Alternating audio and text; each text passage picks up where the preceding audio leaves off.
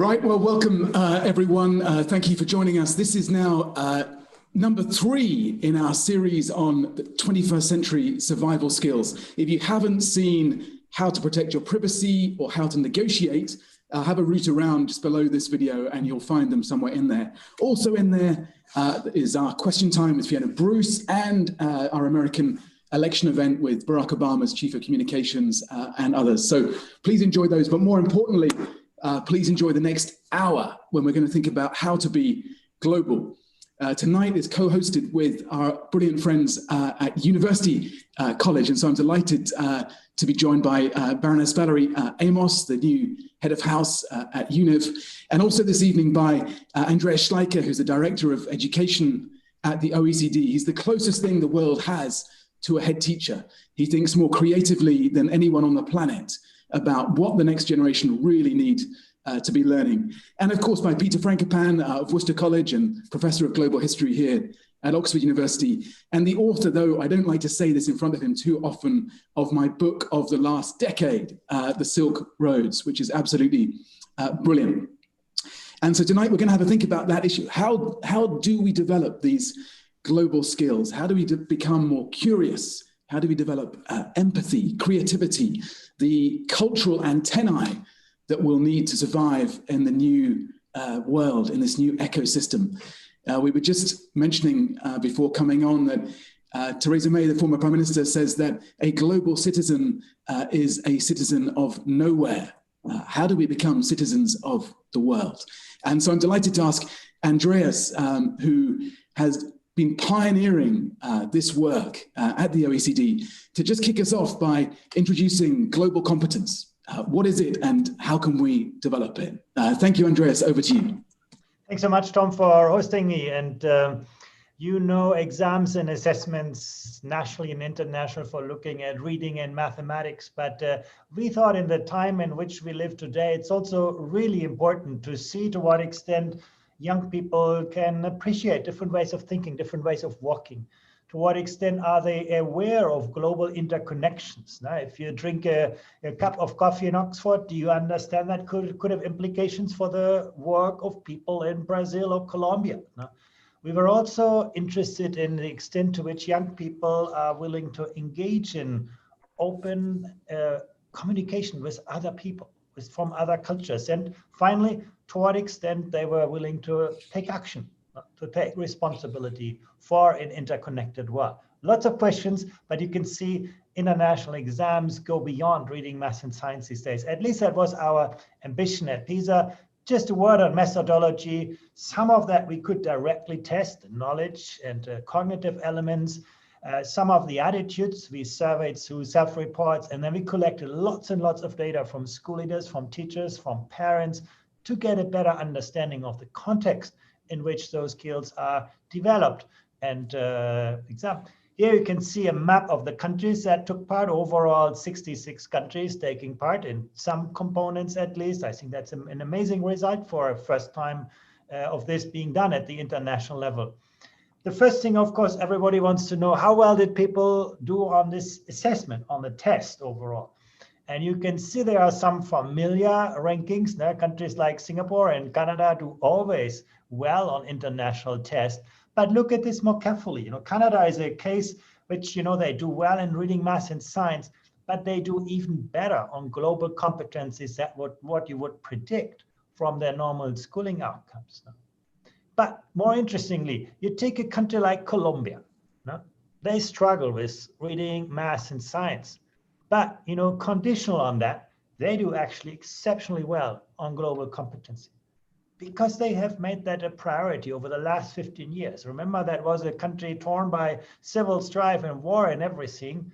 And they basically said, we have got to build that bridging social capital. And you can see that reflected now. In turn, you have a country like Korea that does very well on reading, math, and science, and students struggle with global competency. What I want to say here simply is that global competency is not simply a byproduct of a good academic education. There is something extra to this now. And what I also wanted to show you is actually some of the predictors of global competency. Think about this. Where students had greater respect for people from other cultures, they did better on this test. Where they had a more positive attitude towards immigrants, they did better on this test. Where they had greater cognitive adaptability, they did better on this test. And these things even held after accounting for social background. So you're not simply seeing here a picture of, wealth or other factors contaminating this. It really shows that our competencies in this area are actually closely related to how we relate to the world. How do we relate to interconnection? So that shows you that this is something to do with education. A couple of points simply: to what extent are students willing and open to examine global and intercultural issues? Equality between men and women, that's on everybody's minds. Migration as well, that was a surprise to us. Almost 80% on average across the OECD countries, quite aware of what this means also for them. Climate change and global warming comes next. Pandemics was the last one. Probably today it would have been different. Surely it would have been different. But again, the question is always how you remain ahead. And then, of course, there's always huge variability of this. You can see, for example, in Hong Kong, that pandemics was something on students' minds even well before the pandemic, whereas in Saudi Arabia, less than half had ever heard about it. So basically, you can see these kinds of awareness dimensions vary a lot across countries. And obviously, school is not the only source of information. For example, parents are a big part of the picture. You can see, for example, here where parents had greater awareness of global issues, their children had greater awareness, or were more aware of global issues. You can see the interconnections are not just with the learning environment at school, but also what's happening in the home environment. I found that connection something of real importance, because we often miss that out. We think, of schooling alone. But let's get to the heart of the assessment of global competencies. To what extent are young people able, willing to appreciate different ways of thinking, different ways of working, different cultures? Cognitive adaptability is a start for this. I can change my behavior to meet the needs of new situation. That's pretty, good. Most students feel comfortable with this. I can deal with unusual situation. But the last one was I can easily adapt to a new culture. Now, there you can see the familiarity for young people is often not there. And I'm going to show you in a moment that is very, very much related to how schools engage with those kinds of topics. But once again, it can vary hugely across countries. I want to point you to two systems that usually do very well on PISA, Vietnam, Macau. But when it comes to cognitive adaptability, students struggle with that. Conversely, you have some countries here like Mexico or Turkey or Spain, where actually, students are not so great performers in academic disciplines, but they seem to be quite comfortable to deal with novelty, with be resilient, be open to change, and so on. So once again, those things do not automatically come out as a byproduct of a good academic education. Do students understand the perspective of others? I sometimes try to understand my friends better by imagining how things look from their perspective. About 2/3 of students, I believe there are two sides to every question, and I try to look at them both, also about 2/3. But, there is a lot of variability on those dimensions. And once again, it is also across countries.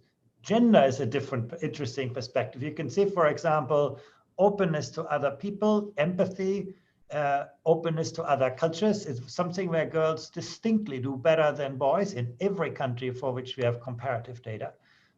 So that gender comes on also as a pattern, not just the education system. Students' interest in learning about other cultures. I want to learn how people live in different countries, close to 60%, but also, it tells 40% do not want to learn that. I'm interested in how people from different cultures see the world, or 55%. I want to learn more about the religions of the world, just 40%.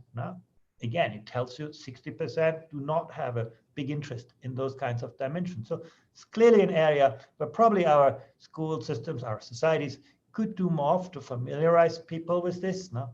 But once again, a lot of variability around this. Now, you can see countries like Turkey, Albania, Kosovo actually doing quite well on this. They have experienced this personally. You can see on the other end, Slovak Republic, Italy, Hungary, Germany, where actually that motivation seems to be a lot lower. Students' attitudes towards immigrants, that's a kind of hot topic everywhere.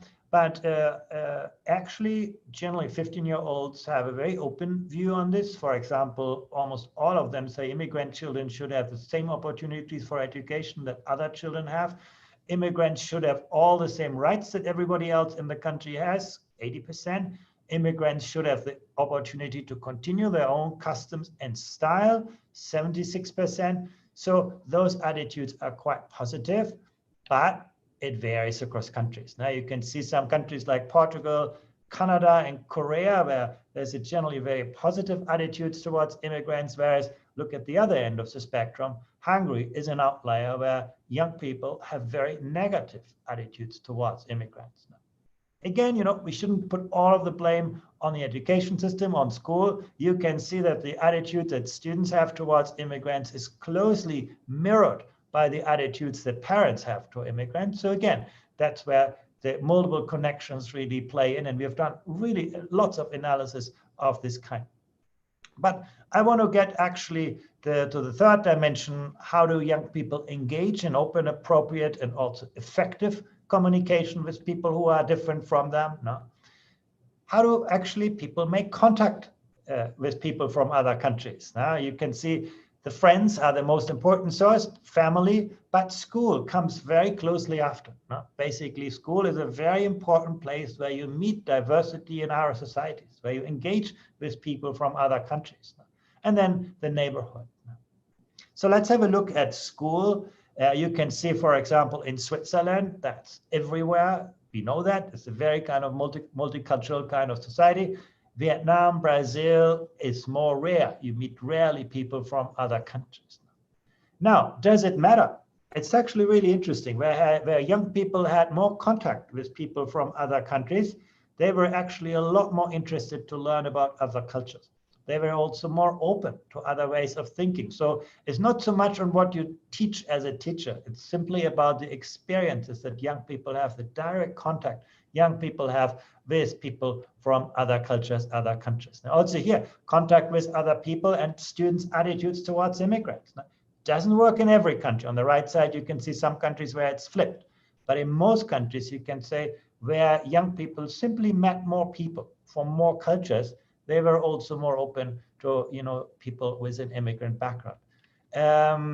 Foreign languages, obviously a big part, and actually it's a very, very encouraging picture when you look at this. From some years ago, you have basically the vast majority of people now speaking 2 or more languages across the OECD countries, and even beyond that, very few countries that are outliers here. And you can see also that correlates with students, parents doing this as well. Students who learn multiple languages at school, you can see with the exception of Scotland, that's the only part of the UK that we have in this data collection. Australia and New Zealand is the majority of people, now at least 1 language, often 2 languages. So school clearly makes a great contribution now to engage people in multiple languages. Now, and that's something that would have been very, very different 10, 20 years ago. Why is it important when it comes to global competencies? Because we saw that young people speaking multiple languages were much more positively engaged in perspective taking. So it's not just a communication tool. Language is a window to the world. You learn to think in different ways. Final point, learning about other cultures at school. When we surveyed school leaders, you can see there's a lot of emphasis in most schools, in most countries, on helping students learn about different cultural perspectives. You do that in history, you do that in social studies, and so on. So in a kind of academic learning, most school systems actually do a lot to introduce young people to multiple cultures. But the important part is when it actually comes to engaging with this, it's quite rare across the board. It's very rare that actually schools celebrate, for example, festivities from other cultures, which is where you can experience what you talk about in the history or social studies lesson. But once again, you can see a country like Singapore, doing a lot of this. And when you look at these countries actually like Singapore, it's no surprise that those young people are global citizens of the world, because actually the whole of the education systems frames a lot of this learning around this. Whereas, in Saudi Arabia, Switzerland, Italy, this is more like an exception. Number of learning activities that students engage in school also varies hugely. You can see a lot happening on the left side in the countries, very rare things happening in countries like Hungary, Slovenia, and France. Why does it matter? This is going to be my last slide, because we can actually see the more students actually do in this field in school, the more they have positive attitudes. The more activities around global citizenship means I'm more interested in learning about other cultures. I'm more aware of global issues. I have greater agency, the feeling that I can actually do something about it. I have greater cognitive adaptability. I'm more open to take different perspectives. And that's where you see the circle closes again, those attitudes shaping what we do and then ultimately what we know about this field. That's just to give you this. Of course, this is 400 pages of very, very interesting data. But again, it's the very first time that we can put that on the map and put it next to what we know about reading, math, and science. Thank you so much, Andreas. We'll unpack, I'm sure, plenty of that. But what you've described is a set of educational goals that are a combination of head, hand, and heart, knowledge, skills, and attitudes. And that for the first time, we can actually assess and think more about how we teach those. And that seems, those are survival skills, because young people in the future will need to be more adaptable to move between different sources of opportunity. They'll need to learn these sorts of skills to become more employable. Businesses are saying this is what they want in young people and graduates. And thirdly, we'll need them to learn these because all of the challenges we face globally require this sort of global cooperation and understanding. And just to a quote, just to, I hope, reinforce that. Andreas and I talked to Jack Ma for an article we were doing on this subject. Jack Ma, who knows much more than I do about business, said, "Why is it I have to retrain university graduates when they join my company? A university degree is just a receipt for the money you spend on the tuition." I'm sure we don't necessarily agree with that at Oxford. And he said, rather than learning rote and memorizing data, he said, to confront failure, we need them to learn how to take risk, to be more creative so they can work in teams. We need them to learn empathy so they can understand those around them. In the 20th century, you won by caring about yourself. In the 21st century, you win by caring about others. The world of tomorrow requires people who can get out of their comfort zones, and kids need to start practicing that. But Valerie, you know, before coming to Oxford, you've run a UN department, you've run a UK ministry, you've run a global university at SOAS. What's your reaction to Andreas's presentation? Todd, thank you. And I'm absolutely delighted that UNIV is partnering with Hertford this evening. These are really important questions and issues for young people across the world. And Andreas, thank you very much indeed for your presentation. And I was very much struck by what you said about the importance of cultural intelligence, of academic learning, and also the notion that you talked about around global citizenship. There are a couple of things, however, that really struck me in terms of your analysis. One, a kind of total absence, as it were, of politics in all of this, and political engagement, because one of the things that has been so important this year, as we have watched young people and their activism around climate change and around Black Lives Matter, for example, is that I think that they have essentially been demonstrating that where you have a world which moves out to the extremes, you have the potential to end up in a kind of stasis where nothing much happens. So political engagement and activism around, as it were, holding quite a large center is absolutely crucial. Trump and Brexit, there were some who were very surprised at the results of the US elections 4 years ago, were very surprised at the vote to leave the European Union. However, if you had the right kind of political antennae, if you were listening more than talking, and if particularly in terms of our communication mechanisms and the kinds of places that we look to for our information, then there were very clear signals that this was going to happen. So one of the things that I think is really, really important in all of this is that we have to encourage our young people to look much more broadly in terms of where they get their information from, and then what they do with that information in terms of analyzing it. And part of that has got to be about being more politically astute. The second thing I would say is around power relationships and the way that the world is shifting. Again, I was struck, and I know that this is a presentation where you're really taking lots and lots of data and crunching it, but by the almost total absence of examples from the African continent, where we have so much in terms of young people, those who are the majority under 25, and where you're seeing quite a lot of leapfrogging, particularly in terms of technology and understanding around digital technology, which I think is absolutely crucial as we think about the world as it moves forward.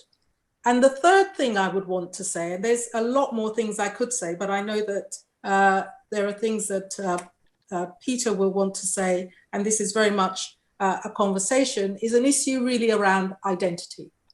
And how do we see our personal identities as we are moving forward in the world, in a fast-moving, dynamic environment? What does a 21st century citizen look like? Not just in Britain, but elsewhere. How can the kind of diversity and the complexity that we are now seeing in terms of new family structures, the flexibility around sexuality, what is happening in terms of class, where people, yes, you've got a small number of people who are extremely wealthy, but where you're beginning to see those divisions between the rich and the poor breaking down, although one of the consequences we know of what's been happening with the pandemic and what's been happening economically is that the kind of movement towards getting the extreme, those in extreme poverty out of poverty, that we're seeing a regression in relation to that. But more and more we are seeing across the world, I hesitate to call it a growing middle class, but certainly it harks back to what I was saying about that growing middle. How can we better harness that? How can young people better harness that?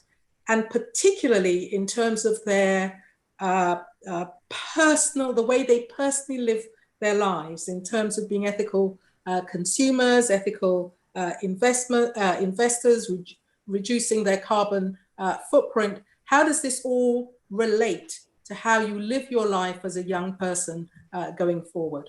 I'll stop there. I know that Peter will have some comments to make, and then we can go into a broader discussion. Over to Peter then. Great, thank you very much, Valerie and Andreas. I mean, I'm going to, like a good scavenger, pick on the bones that you've left for me with your presentation and follow-up. There's nothing that anybody said that I disagree with, but it seems to me that one of the most obvious observations, anybody looking at your slides, Andreas, and I'm afraid I was tilting my head to one side, peering through my glasses, so I might mangle what I saw, But those slides should show very clearly that we really do not understand the world that we live in. Okay, so Baroness Amos's point about the fact that there's almost no data from the African continent is pretty telling in itself. The fact that there's exclusions, the lack of data either gathering or processing or inclusivity tells a big story. But if I've understood right, and I'll get your slides wrong, Andreas, so please forgive me. But broadly speaking, the notes that I jotted down when you wrote it is that amongst the best performing educational scores in the PISA group at the moment are countries like Colombia, Lithuania, and Albania, one of the poorest country in Europe. If that's right, Andreas? What was the first slide you showed, if you remind us? And that was actually the performance of those education systems conditional on reading, math, and science. So what the slide shows is actually Colombia is doing very poorly in reading, math, and science, but relative to that, actually they did very well in global competency. Okay. But within these other slides, we have some of the slides you showed with attitudes towards gender, where Saudi Arabia is at one end of the spectrum, but surprisingly positive, and the United Arab Emirates at the other end of the spectrum, surprisingly negative. And most people, Tom will know this from his time in the Middle East, would assume that everybody who lives east of Istanbul thinks and behaves the same way. These massive variations between significant population sizes is hugely important. And through the kind of metrics that I get to look at, about 10 days ago was the first time for the last 400 years that the middle classes in Asia are more numerous now than the middle classes in any other part of the world. And that transition has happened over the last 30 years with all of us paying no attention. So I think it would probably be fair to say that if we did a test 100 years ago with undergraduates at Oxford, it's true, it would be the first intake where women would be getting degrees, and we'd have a much more diverse population today for all sorts of reasons. But I would assume that although we live in a hyper-globalized world where we have media outlets, literacy levels, ability to gather information cheaper and more freely than at any time in human history, I would bet you that undergraduates 100 years ago at Oxford would have a greater awareness about maybe not every part of the world, but many parts of the world. And I don't just mean that in terms of highbrow sort of materials that Oxford likes to pride itself in, classical poets, Sanskrit authors that I don't think you can find a single undergraduate at the moment studying history, or very few who'll know anything about that. But I wonder how many undergraduates today in Oxford or watching this will have watched the biggest grossing films in Nigeria, for example, or this year's biggest grossing film around the world is called The 800, a film made in China. It's true, slightly skewed by the fact that cinemas in other parts of the world have been shut down. But these transitions allow these mega trends to be happening without us paying any attention. So last year, for example, there were 100 million downloads of Korean pop music in Peru, 150 million downloads of Korean pop music in Turkey. So other people are answering these questions rather differently to how we see things here in our ivory tower. I don't mean Oxford, because we do lots more things right than wrong. There will be some people who are not Oxford people listening tonight. We get beaten around the head for sometimes for very good reasons. There are lots of things we do right, and vaccines and collaborating is obviously one of those things. But I think, in fact, in terms of education, we're pretty good at encouraging students to think about other parts of the world. But number one, we should do a lot more. We should do a lot more, not because it's part of our curriculum and we're encouraging people to learn about respect, but it's because it's actually interesting to be finding out about other parts of the world. And second, if we stick with Henry VIII and the First World War and the trenches and Hitler, our stories become myths that make us feel good about ourselves rather than opening up our minds and getting us to think.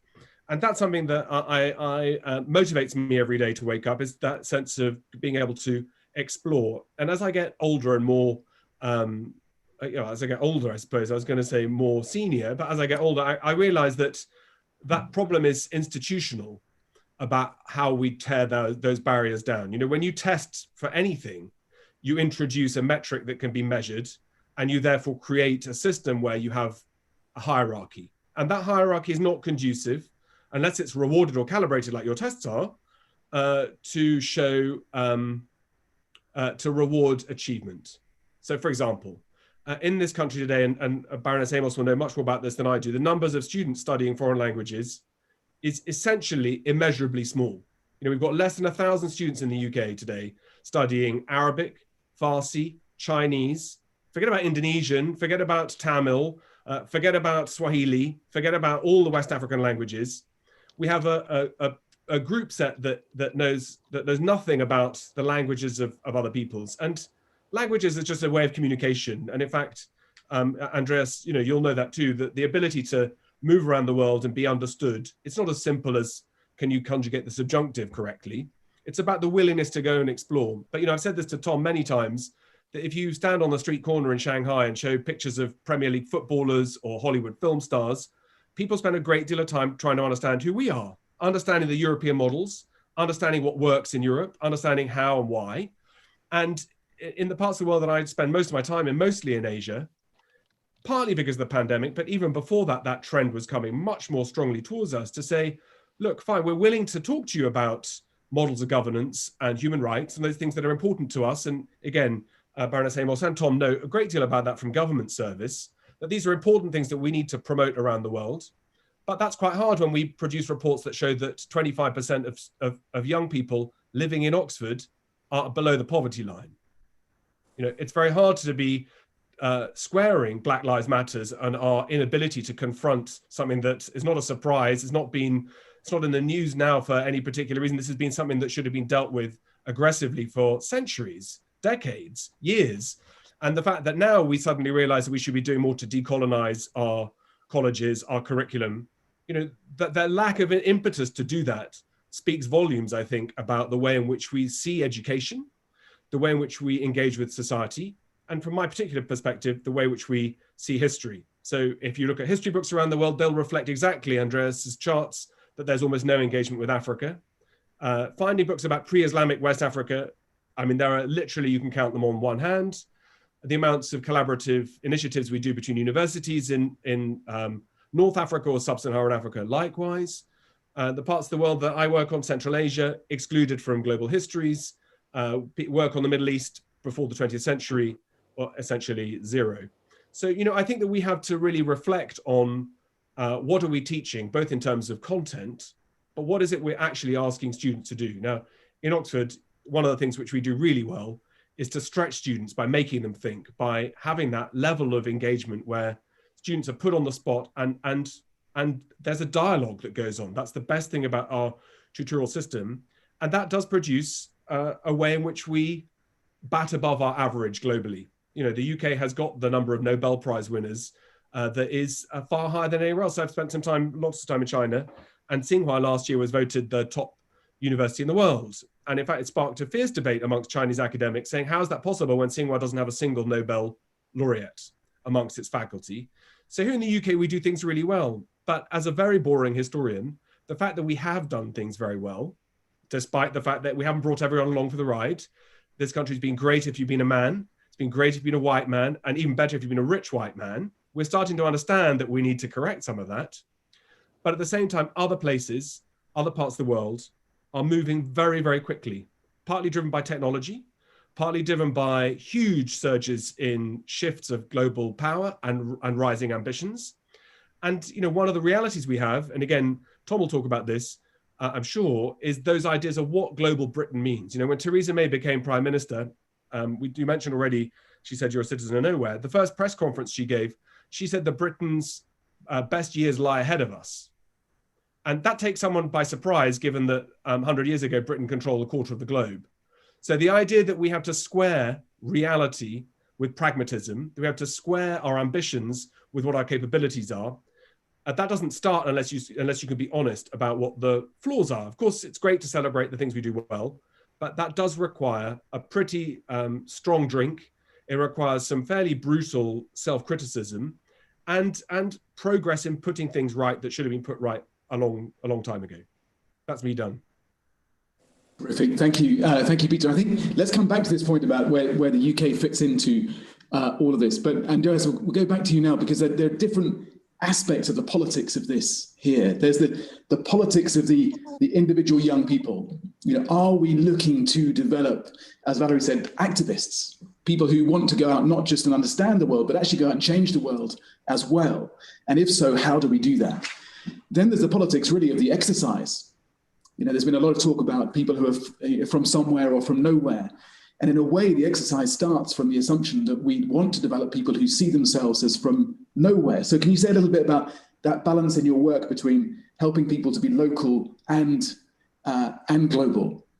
And then perhaps the wider politics of, if we believe that it is important to develop these skills in young people, how do we win those arguments with, we mentioned parents, Peter mentioned universities, Valerie and Peter both mentioned governments as well. How do we actually start to win those arguments? And ultimately with the young people themselves, that these are skills that they should be learning? Yeah, amazing questions.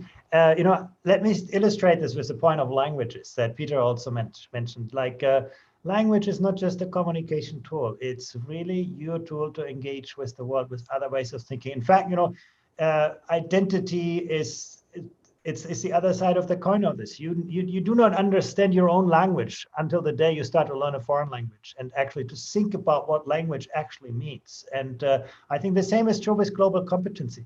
You do not understand yourself, your own identity, until you can actually see other identities, other cultures. So I do think global competency, global mindedness, and local rootedness are really two sides of the same coin. You're not going to develop one without the other. And that's exactly also what these data really show. And when it comes to how to develop this, we actually see in the data, I mean, this is about students in school. I don't know to what extent you can generalize to university. But we can see actually it's not so much about what you say as a teacher. It's about the activities that students can experience. What was the predictor in these data were actually the activities students engage, the people they met, the discussions they have, as opposed to what they hear in a kind of passive receptive way. I think that's a very, very important. And we did actually look I didn't present that, but we did actually in detail look at agency. To what extent do young people engage in questions around climate, in questions around gender equality? So we have actually very, very good data. And you can see all of that relates to some extent to what happens at home. And you could see some of those correlations, but to the other extent, actually to the activities young people engage in school. We have made students too much passive recipients, and the schools often provide too little room for that level of agency. I think, as Peter said, it's really intriguing to see how some countries that we do not have on our radar screen are just so much better on many of those kinds of dimensions now. And I had exactly that same experience in China. They know everything about us, and we know. You ask a Chinese education person about, name the 10 most important researchers of education in the West, and they can do that. And if you ask anyone here, name 10 people in China. I think that's the global competency is something that depends on your attitude, your openness. Are you willing and open to learn from other perspectives? For me, global competency is really empathy at the aggregate level. Empathy has a personal dimension. To what extent am I open to the person in front of me? But empathy also has an aggregate dimension. To what extent can I, engage in different ways of thinking, different cultures? And I do believe, in a way, nations have always been most successful when they were very good at this. I mean, the history of Europe, the Great Renaissance, when actually everybody, was open to others. And I think the more we lose that, and if we lose it in the young people, we lose it in the next generation. And I think technology today often does the opposite. Unfortunately, it connects you with people who think like you, who look like you, who walk like you. It is actually more difficult these days to engage with diversity than it was, maybe 10, 15 years ago. And I think, but as you can see from this data, some countries have made this a deliberate part of public policy, like Singapore, and are very, very successful with this, or Canada, for that matter. Can I put actually Valerie's political question back to Valerie then? Because obviously, having worked at the heart of government, you've seen these debates close up, and Britain talks a good game about being global. I mean, literally, we branded ourselves Global Britain in recent years. And there are moments like this week when we come along with a proper, accessible global vaccine, when you really feel you can stand that up. But of course, in the last few days, we're also having a debate about whether to cap our aid budget. Do you, in your experience of government and politics, can we still actually claim to be global? No, I don't think that we can. And I've not been very popular for saying that. I think that, the ways in which we've watched what's happened to UK foreign policy, the way we conduct that foreign policy, the way that we assume that because we remain members of certain international organizations, so because we're a member of NATO, because we're on the UN Security Council, for example, that membership of those organizations automatically gives us entry into what we call global. I thought it was farcical to talk about global Britain when there wasn't actually much underpinning it. And when we were doing as much as we could to actually remove ourselves from the kind of potential and influence that we had with other parts of the world, for example, as members of the European Union, or the way in which we had the ability or capacity to use our soft power tools, which we are busy seeking to dismantle. But I also want to pick up on a point that Andreas made, and which links to some of what Peter said, which is around, attitude and openness.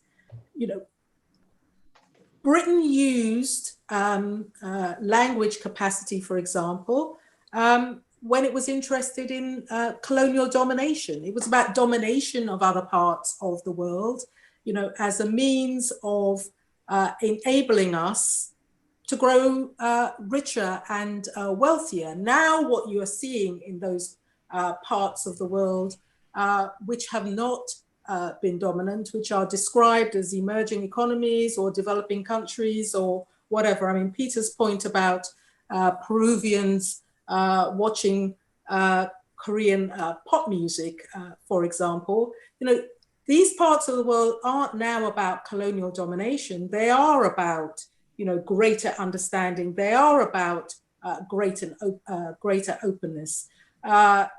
People who live in African countries or countries in Latin America or Asia, we talk about English as the global language. That will be their third or fourth language. They already have significant language competence. So we are seeing those dynamics change in front of our very eyes and not really engaging with them. We need much more aggressive interrogation of our own society, including, as Peter has said, our history, if we are really going to turn this around, in my view. And Peter, is in the midst of that, is higher education part of the solution or part of the problem at the moment as it's currently set up? I mean, you fight a fairly lonely battle at times, I think, to get this case heard. No, I think to be fair, my colleagues, both in Oxford but also in other universities, it's an open door, the idea that we should be more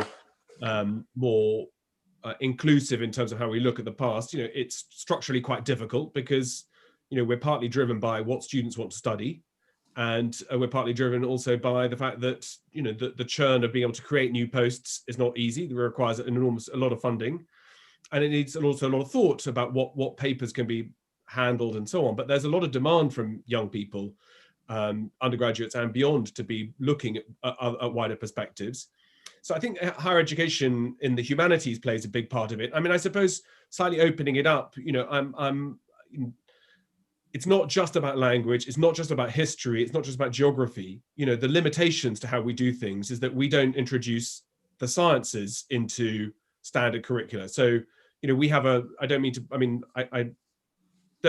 no reason to put a disclaimer on it, but, we have a government right now. One of the reasons why we've had such a failure of leadership through the pandemic, such a bad result, is that we have very little scientific competence within the political classes in the UK, right? Politicians tend to be from art subjects, they tend to be humanities. So understanding risk, understanding complex probability theories and understanding what the problems of pandemics were meant that states that think that the process of argument, which is part of the discipline of the humanities, is in itself the best way to reach the best outcome. But understanding how to look at the world doesn't just require, do you know a little bit about West African history? Have you been to Central Asia? Do you know why they're important? Can you speak another language? It's, do you understand maths? Do you understand biosciences? Do you understand the kinds of tech problems and issues that we're going to deal with tomorrow? And it was at the Berlin Foreign Policy Forum today, Eric Schmidt of Google, who's now the in charge of AI for the National Security Council in the US. There's a real disconnect between what most people think AI means and robotics and big data, because no one's bothered to really think about it. We sort of accept these terms without having any real understanding of what it means, let alone what it means for jobs, what it means for opportunities, challenges, and so on. So I think that inclusivity is not just about how do you decolonize, it's about how do you think much more widely about what kind of skills to be able to stand and navigate the world around you. I mean, as Valerie said, I mean, a lot is about encouraging young people to gather information from as many and as wide sources as possible. But in fact, in lockdown, it's one of the things I've been doing a course online about solar radiation. It's not something I know anything about, but education tends to, the way we understand it in the Anglo-Saxon world, is that stops when you get your certificate, as Jack Ma said, basically a certified piece of paper that you must be a certain level of intelligence or academic competence, and therefore you can get a job. But education doesn't mean you graduating age 22 and that's it, or doing a master's degree or being a researcher. As a global citizen, as a literate human being, we all know it's about learning new things. It's about tasting new things in restaurants. It's about reading new kinds of books. And education should be a lifelong process. I think that's one of the disconnects we have, that it's a sort of conveyor belt that you stop unless you stay inside the ivory tower. So I think it's about widening and having a much more three-dimensional view of skills, how one acquires knowledge, and what use how one tries to use that. But to sort of go back to to bring up the pandemic, it's not just about misunderstanding things. It's that, in 2016, which is the last year we have data for, more than 50% of deaths in Africa were through infectious disease, right? So we think that we're living in a world where this is unusual for us, that we can infect each other, kill each other. We've never really thought to think about what are the complications, why do societies work in different ways? How does climate, how does geography, how does exchange play a role in reducing life expectancies? And if we're disconnected from that and we're just busy studying and reading and talking about global Britain without really understanding the world, then of course it's impossible to make sense of it or play a part in it.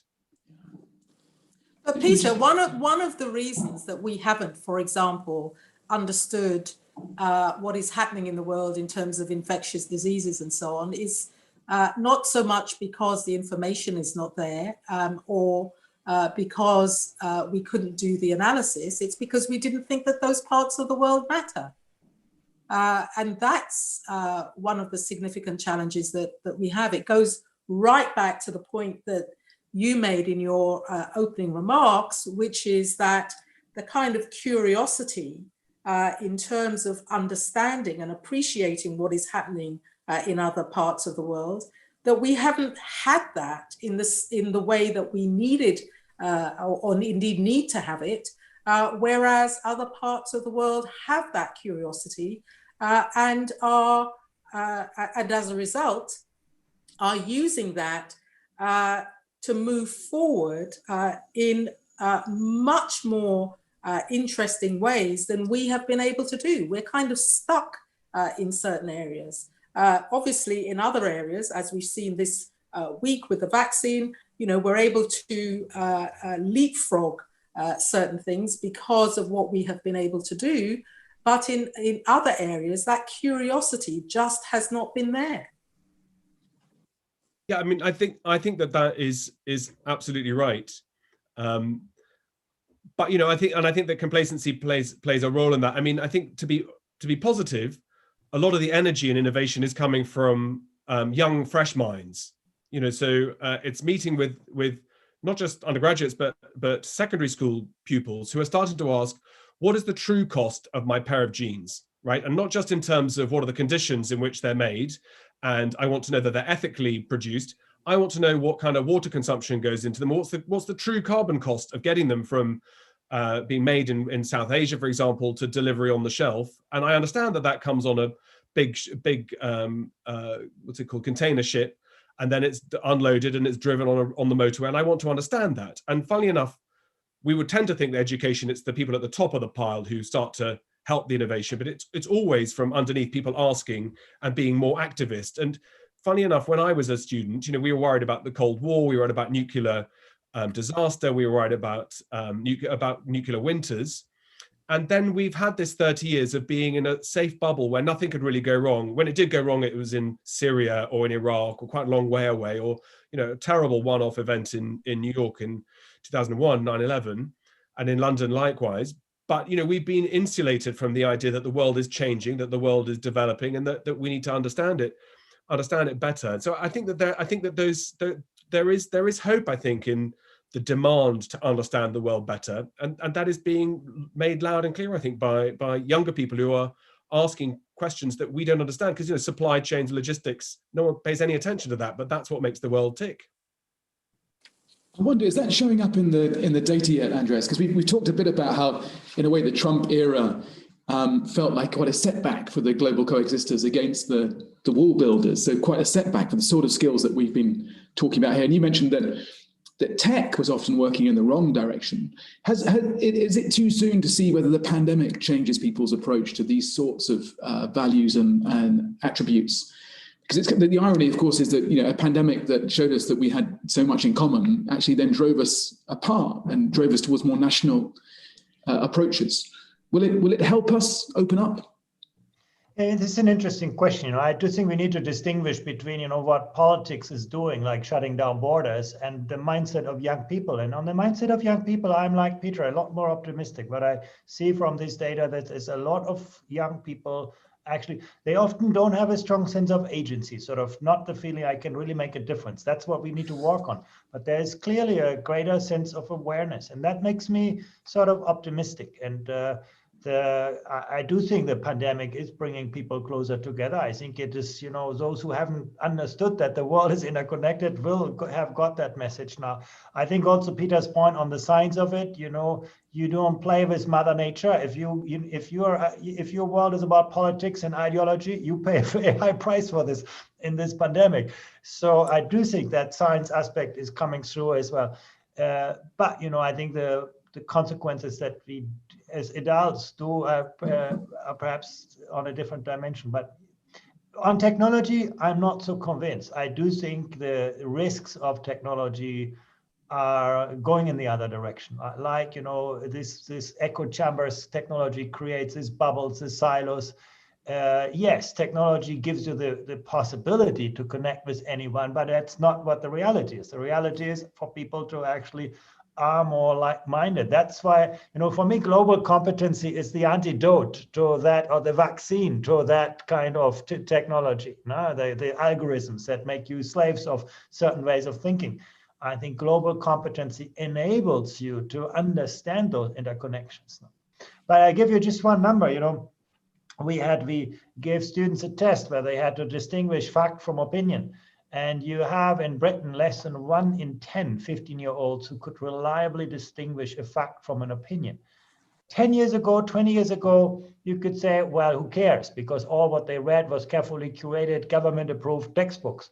Today, you go on Google and you become that victim. So I think actually technology is posing, I think, a lot of risks. And I think we need to accelerate our ways to engage young people in deepening different ways of thinking, different ways of walking. That's for me the urgency of getting that global competency part right.